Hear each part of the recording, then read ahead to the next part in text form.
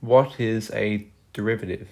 A derivative is the instantaneous rate of change of a function.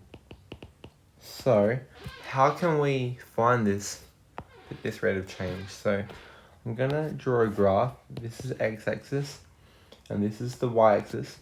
And we have, let's have a graph like that. And this point here is called x.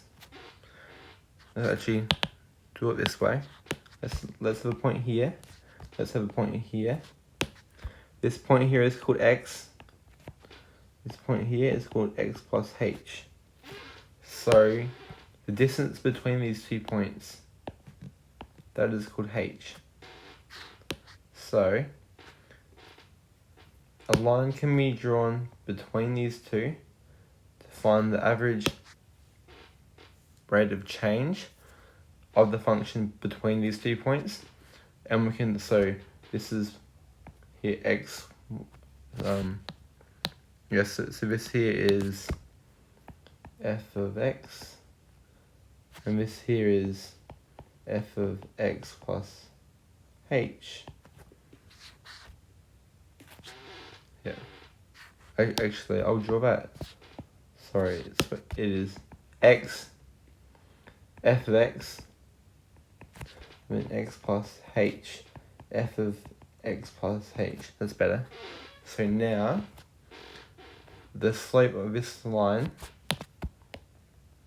equals f of x plus h, take f of x over x plus h, take x. The x's cancel out, and we know that the slope between these 2 points, the average slope between the points, is f of x plus h, take f of x over h. So now, how can we find the instantaneous rate of change at a single point? So, if I was to bring this point here, just draw a circle around it, let's bring this point really, really close, so it's at the same place as this first point down the bottom here. So, and we've moved it over here, okay?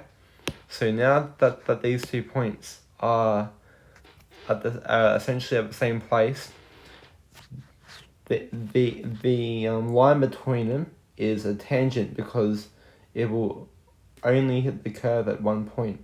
So it's all like together now. So now that that's happened, we can introduce a limit. So the derivative, so we call this, it can be written down as f dash of x equals the limit as h approaches 0. So h is the distance here. The distance between the points is getting closer and closer to 0. And then of this slope expression, so f of x plus h, take f of x all over h. So that is the expression for the general form of a derivative. And then at a single point, call the point A. So let's say that we had the point, let's say up here, let's call this point A. It will be f dash of A equals the limit as h approaches 0, and then we just when we substitute in A for where x is, take f of A over h. So that is the general form. So how can we use these to find a derivative?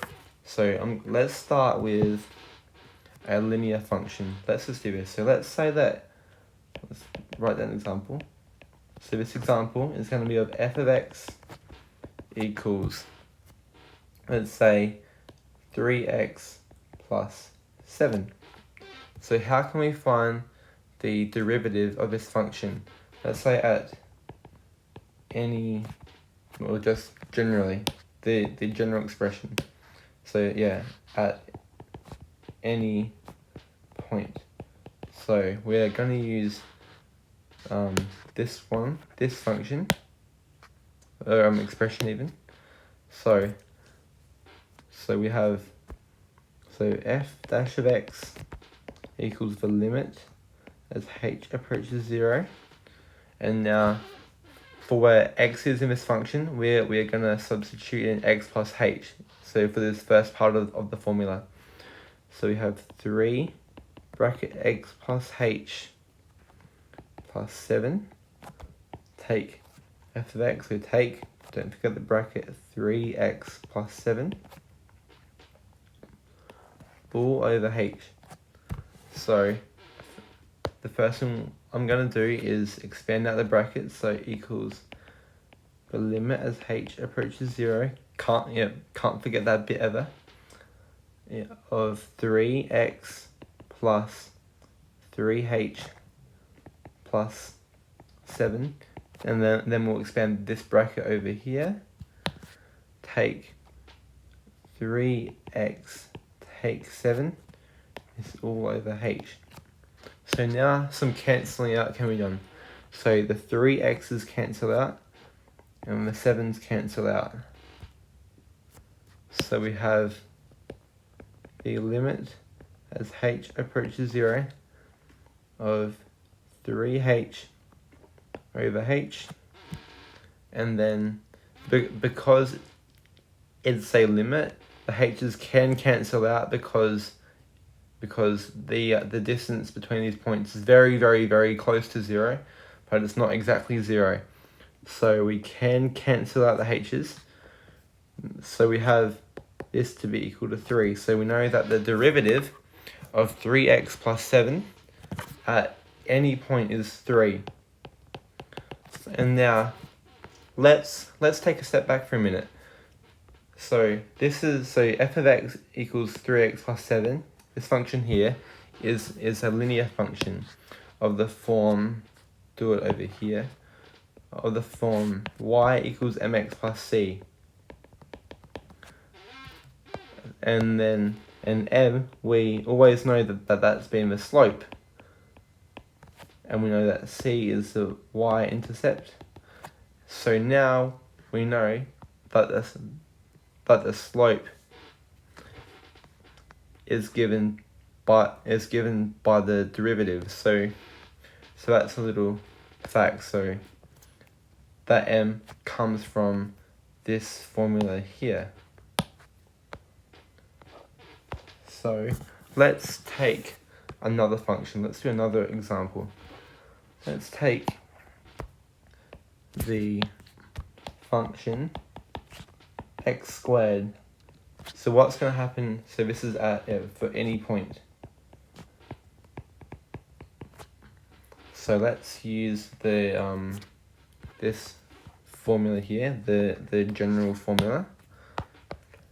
So we have, so the derivative equals the limit as h approaches 0 of, again we're gonna do x plus h squared, take x squared over h. So we can expand the brackets out.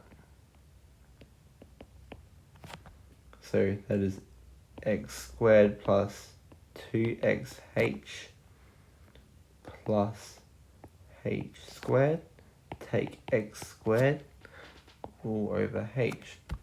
And then the x squareds can cancel out, leaving us with the limit as h approaches 0 of 2xh